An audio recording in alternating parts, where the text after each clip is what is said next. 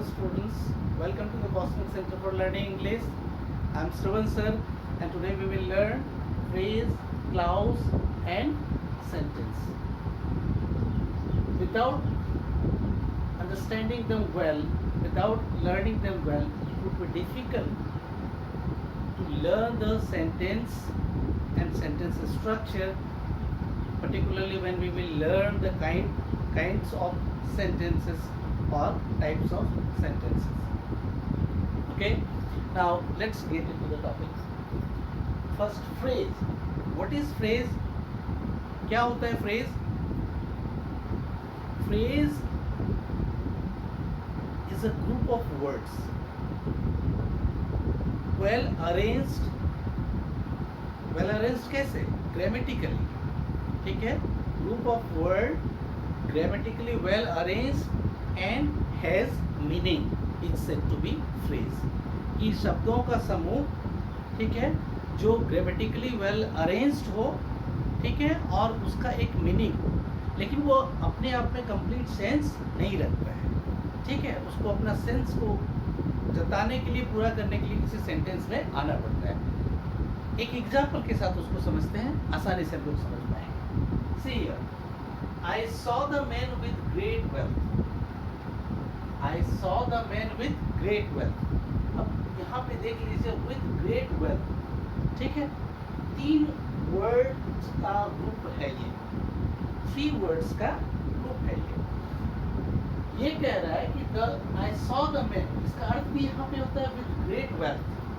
With great wealth, well arranged है, अर्थ भी निकलता है बहुत संपत्ति, ठीक है, के साथ with great wealth। तो पूरे सेंटेंस का अगर अर्थ देखते हैं कि I saw the man with great wealth, मैंने एक बहुत धनी आदमी को देखा, ठीक है। तो ये फ्रेज जो यहाँ पे है, ये पूरे सेंटेंस को जब सेंटेंस के संदर्भ में देखते हैं पूरा अर्थ आता है, लेकिन यहाँ पे बहुत संपत्ति के साथ, अर्थ तो है, केवल बहुत संपत्ति के साथ कहते हैं तो अर्थ तो निकलता है, लेकिन वो कंप्लीट सेंस नहीं देता है। लेकिन अगर पूरे सेंटेंस में जब उसको पढ़ते हैं तो कहता है कि मैंने एक बहुत धनी आदमी देखा, तो विद ग्रेट वेल्थ उसको धनी बना देता है, ठीक है ना। तो ये जो फ्रेज है, ये शब्दों का ग्रुप तो है क्योंकि 3 है, वेल अरेंज्ड है, ये भी सही है, और इसका मीनिंग भी होता है। ऐसे ग्रुप ऑफ वर्ड को क्या कहते हैं? हम फ्रेज कहते हैं, ठीक है, समझ में आ रहा है? चलिए अब देखते हैं next. He does his work without any care, ठीक है, he does his work without any care। तो 3 वर्ड का यहाँ भी है एक फ्रेज, without any care, ठीक है। तो he does his work, पूरे सेंटेंस में जब देखते हैं तो he does his work without any care, वो अपना काम बिना सावधानी के करता है, ठीक है। तो यहाँ पे without any care, ये वेल अरेंज्ड है, इसका अर्थ निकलता है कि बिना ध्यान का, बिना सावधानी का, ठीक है, बात समझ में आ रही है?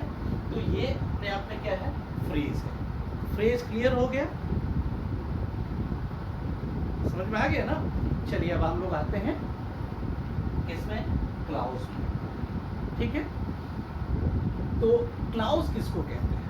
देखिए, हिंदी में फ्रेज को कहते हैं वाक्यांश, वाक्य के अंश होते हैं, सेंटेंस का पार्ट होता है, ठीक है।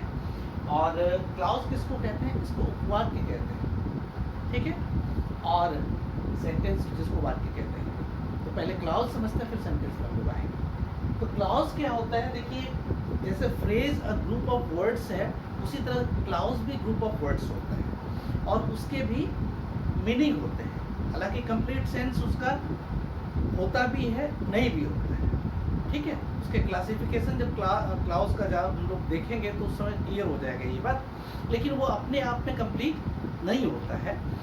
अब देख लीजिए यहाँ पे क्या होता है कि वो ग्रुप ऑफ वर्ड, इसमें क्या क्वालिफिकेशन होना चाहिए? जैसे फ्रेज हमने देखा तो उसमें 3 चीज़ों का होना जरूरी था, group of words, grammatically arranged, और एक क्या गुण होना चाहिए था उसमें कि उसका मीनिंग होना चाहिए था, अर्थ निकलना चाहिए था, ठीक है। क्लाउज में भी ये 3 गुण तो होने ही चाहिए कि ग्रुप ऑफ वर्ड्स हो, मीनिंग हो, और साथ ही साथ वो वेल अरेंज्ड भी ग्रामेटिकली। लेकिन इसके अलावा और 2 क्वालिफिकेशन इसमें चाहिए। क्या? तो एक सब्जेक्ट हो और एक फाइनाइट वर्ब। फाइनाइट वर्ब क्या होता है मालूम है? मैंने बताया था आपको, जब नॉन फाइनाइट बता रहा था, मैंने एक वीडियो अपलोड किया था, नॉन फाइनाइट एंड क्लासिफिकेशन या non finites and there classification, इस तरह के टॉपिक का मैं एक वीडियो अपलोड किया हूँ, उसको ज़रूर देख लेंगे आप। उसमें क्या होता है कि जब कोई वर्ब सब्जेक्ट से प्रभावित होता है, इन्फ्लुएंस्ड होता है, ठीक है, तो उसको हम क्या कहते हैं? फाइनाइट वर्ब कहते हैं। ऐसे वर्ब जो सब्जेक्ट से इन्फ्लुएंस्ड होता है, तो सब्जेक्ट से जनरली वही वर्ब इन्फ्लुएंस्ड होता है जो सब्जेक्ट के सबसे करीब होता है, ठीक है। एक एग्जांपल में हम यहाँ पे देख सकते हैं, जैसे ही है, ही डज, ठीक है, ये अगर ही है तो यहाँ पे सब्जेक्ट, तो उसके लिए डज लगा है। अगर हम सब्जेक्ट का पर्सन बदल दें, यहाँ पे दे कर दें, तो क्या हो जाएगा? डू हो जाएगा, ठीक है। बात समझ में आ रही है ना?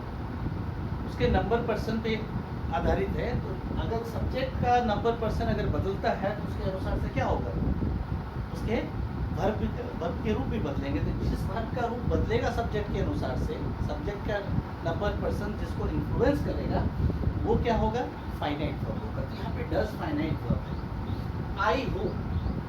आई होप्स नहीं लिखा है, आई होप, तो ये प्रभावित हो रहा है, ये इन्फ्लुएंस्ड हो रहा है, यानी इसका रूल, सब्जेक्ट का रूल इस पे है, ठीक है, वो शासन इस पे है, तो ये क्या कहलाएगा? फाइनाइट वर्ब कहलाएगा। बात समझ में आई? तो क्लाउज में क्या होना चाहिए कि group of words, well arranged, meaning, और उसके अलावे एक सब्जेक्ट और एक फाइनाइट वर्ब होना चाहिए, ठीक है। मैं एक एग्जांपल देता हूँ जिससे समझ में बात आ जाएगी, ठीक है।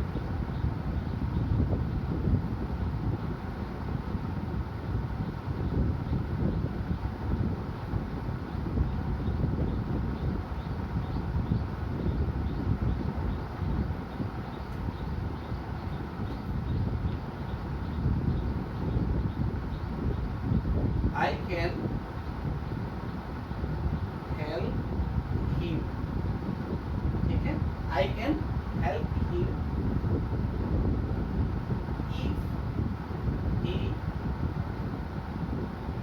asks me, और if he will ask I can help him if he will ask me। अब देख लीजिए यहाँ पे कि इसमें भी सब्जेक्ट है, एक फाइनाइट वर्ब है, यहाँ भी सब्जेक्ट है और एक फाइनाइट वर्ब है। इस सेंटेंस में दो क्लाउज है, ठीक है। इसके अलावा ग्रुप ऑफ वर्ड्स तो है ही है, ये इसके मीनिंग भी है, लेकिन उसके अलावा देख लीजिए आई कैन हेल्प हिम, ठीक है, ये ग्रुप ऑफ वर्ड्स है, वेल अरेंज्ड भी है, जिसका अर्थ भी निकलता है। तो यहाँ पे ये जो मैं क्लाउज बता रहा हूँ, उसमें दो चीज एडिशनल होना चाहिए फ्रेज के अलावा। इसमें एक है सब्जेक्ट और एक फाइनाइट वर्ब, ये यहाँ पे है, ठीक है, कि मैं उसकी मदद कर सकता हूँ अगर वो मदद मांगता है, ठीक है, अगर वो मुझसे मदद मांगता है, अगर वो मदद करने के लिए कहता है। बात समझ में आ रही है ना? तो दो क्लाउज है, एक if he will ask me और दूसरा आई कैन हेल्प मी। तो ये बात समझ में आ गई कि उसमें अगर एक फाइनाइट वर्ब और एक सब्जेक्ट, फाइनाइट वर्ब और सब्जेक्ट, इसके अलावा वो वेल अरेंज्ड हो, ग्रुप ऑफ वर्ड्स हो, और उसका मीनिंग भी होता है। If he will ask me, अगर वो मुझसे कहता है, कहेगा या मांगेगा, ठीक है। तो अब यहाँ पे अगर वो मुझसे मांगेगा या मुझसे कहेगा, तो ये अर्थ अगर होता है कि अपने आप में कंप्लीट लगता है क्या?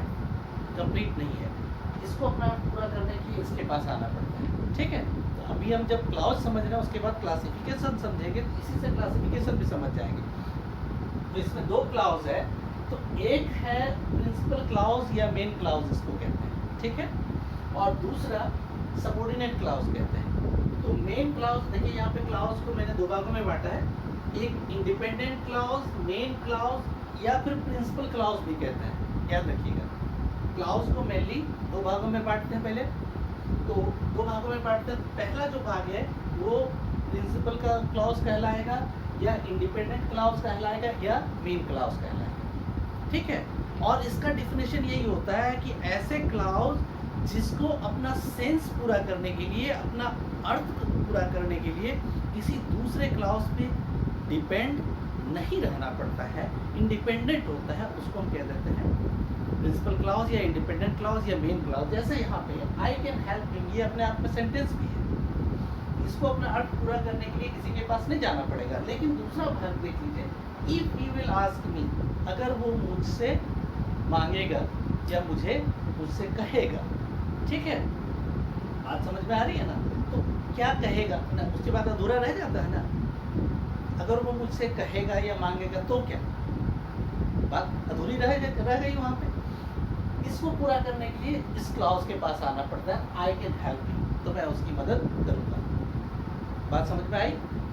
तो ये हो गए सबऑर्डिनेट या डिपेंडेंट क्लॉज, और ये हो गए प्रिंसिपल क्लॉज या मेन क्लॉज या इंडिपेंडेंट क्लॉज। तो क्लॉज के दो क्लासिफिकेशन भी आपने जाना, ठीक है। अब क्या होता है कि मेन क्लॉज तो मेन क्लॉज रहता है, उसका कोई फर्दर क्लासिफिकेशन नहीं होता है, लेकिन डिपेंडेंट क्लॉज का फर्दर क्लासिफिकेशन होता है। वो डिपेंडेंट क्लॉज आगे तीन भागों में उसको बांटते हैं, मतलब तीन कैटेगरी में उसको बांटते हैं। एक है नाउन क्लॉज, दूसरा एडजेक्टिव क्लॉज और तीसरा एडवर्ब क्लॉज। नाउन क्लॉज किसको कहते हैं? नाउन क्लॉज वैसे सबऑर्डिनेट क्लॉज को कहते हैं, मेन क्लॉज को नहीं, मेन तो उसका क्लासिफिकेशन होना ही नहीं है। वैसे सबऑर्डिनेट क्लॉज को कहते हैं जो किसी सेंटेंस में नाउन के रूप में एक्ट करता है, जो किसी सेंटेंस में नाउन के रूप में एक्ट करता है, उसको क्या कहेंगे? नाउन क्लॉज कहेंगे, ठीक है। जैसे एग्जांपल के तौर पे यहाँ देख लीजिए, I hope to win the election. तो आई सब्जेक्ट है, होप वर्ब है, ये क्या है? ऑब्जेक्ट है। लेकिन ये यहाँ पे देख लीजिए, टू विन द इलेक्शन, ठीक है। बात समझ में आ रही है कि नहीं आ रही? तो ये हालांकि कंप्लीट अर्थ दे देगा। मैं दूसरा सेंटेंस देता हूँ।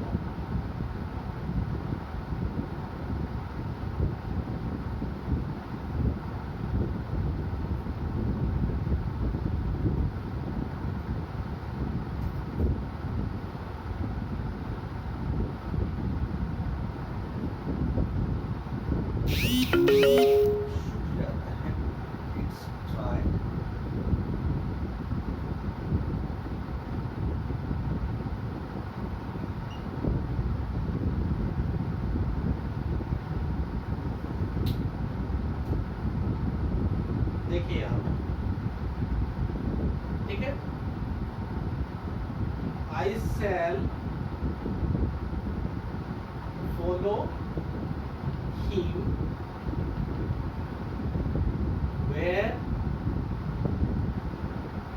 wherever he will go, ठीक है। I shall follow him wherever he will go, ठीक है। अब इसमें देख लीजिए यहाँ पर क्या होता है।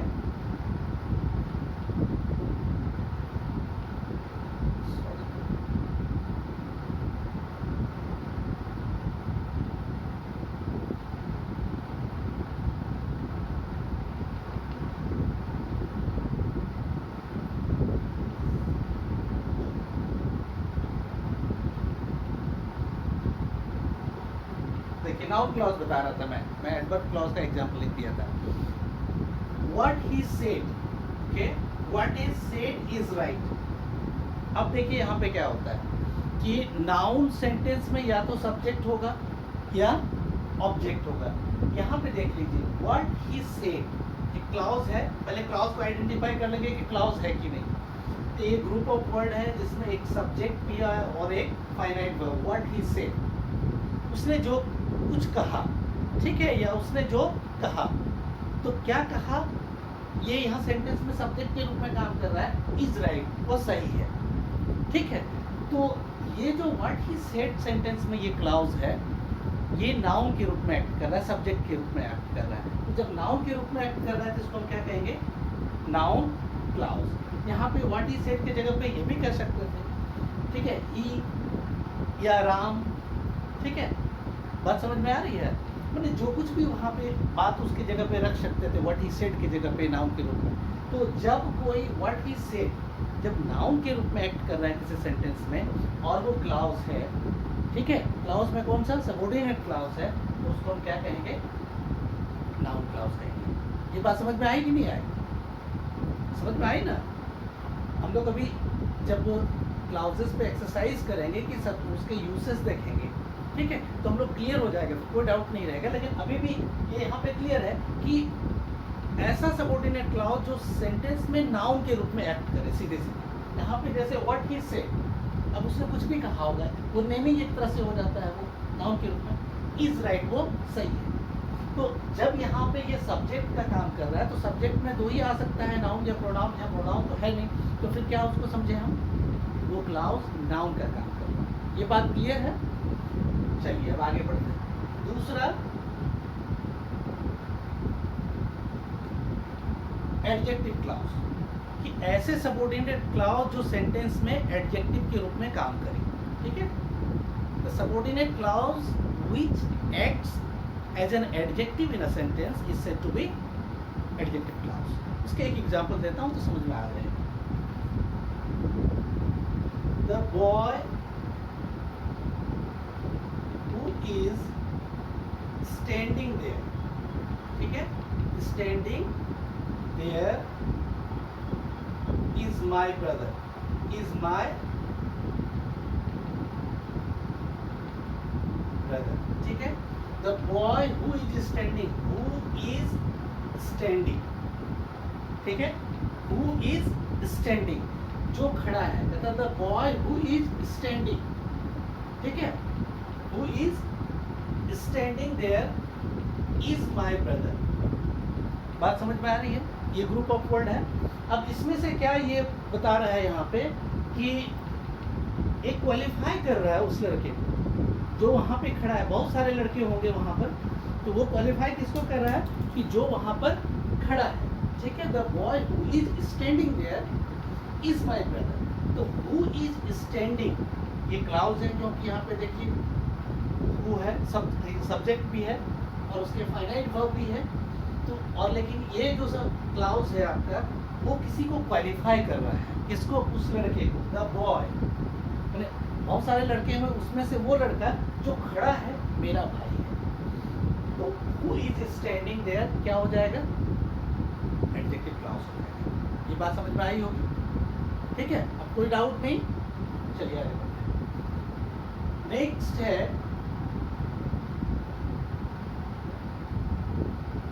Adverb clause. जब कोई सेंटेंस में, ठीक है, एडवर्ब के रूप में एक्ट करता हो, ठीक है, जब कोई सेंटेंस में एडवर्ब के रूप में एक्ट करता हो, कौन? Subordinate clause. जब कोई सबऑर्डिनेट क्लॉज किसी सेंटेंस में एडवर्ब के रूप में एक्ट करता हो तो वो क्या कहलाएगा? एडवर्ब क्लॉज कहलाएगा। एग्जाम्पल के तौर पर भी मैं सबसे पहले लिखा था कि wherever you will go, sorry, I shall follow you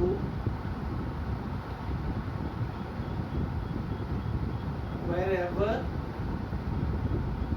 you will go, ठीक है। I shall follow you wherever you will go। तो यहाँ पे देखिए wherever you will go एक पहचान भी है कि सबऑर्डिनेट क्लॉज को पहचानना एक आसान इसलिए भी है कि जब भी कोई सबऑर्डिनेट क्लॉज स्टार्ट होगा वो सबऑर्डिनेटिंग कंजंक्शन के साथ स्टार्ट, ठीक है, एक पहचान वो भी है। तो यहाँ पे देख लीजिए कि wherever you will go, ठीक है, ये किस रूप में यहाँ पे आ रहा है? एडवर्ब ऑफ प्लेस के रूप में, ठीक है। वो एडवर्ब के रूप में एक्ट कर रहा है कि wherever मैं आपका पीछा करूँगा, मैं तुम्हारा पीछा करूँगा जहाँ कहीं भी जाओ, ठीक है, wherever you will go।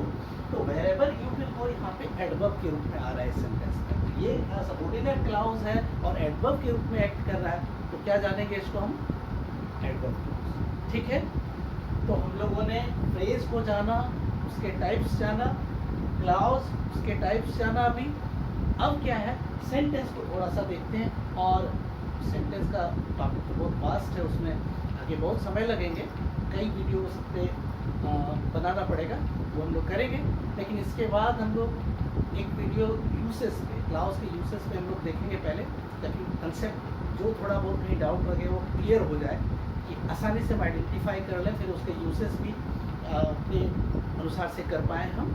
ठीक है, तो अब हम लोग थोड़ा सा सेंटेंस को देखते हैं। सेंटेंस किसको कहते हैं? सेंटेंस का दो पार्ट होता है मेनली, एक होता है सब्जेक्ट, दूसरा प्रेडिकेट।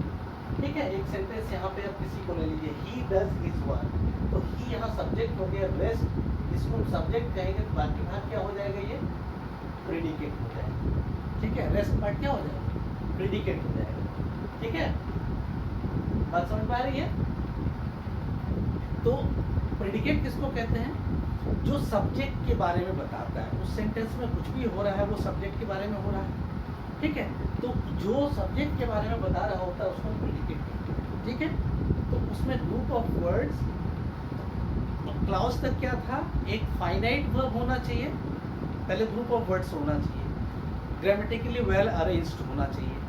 ठीक है, एक मीनिंग होना चाहिए, और उसमें क्या होता है, एक सब्जेक्ट और एक फाइनाइट वर्ब होना चाहिए। लेकिन उतना के बावजूद भी वो कंप्लीट अर्थ नहीं रखता, वो अपने आप में कंप्लीट नहीं है, उसको सेंटेंस में सहारा लेना पड़ता है कंप्लीट होने के लिए। ठीक है, और सेंटेंस का क्या होता है कि वो इसके बावजूद भी क्वालिफिकेशन, ये तो सारा है ही है, ग्रुप ऑफ वर्ड्स है, उसमें ग्रामेटिकली वेल अरेंज्ड है, उसका मीनिंग भी है, सब्जेक्ट भी है, फाइनाइट वर्ब है, और अपने आप में कंप्लीट भी है।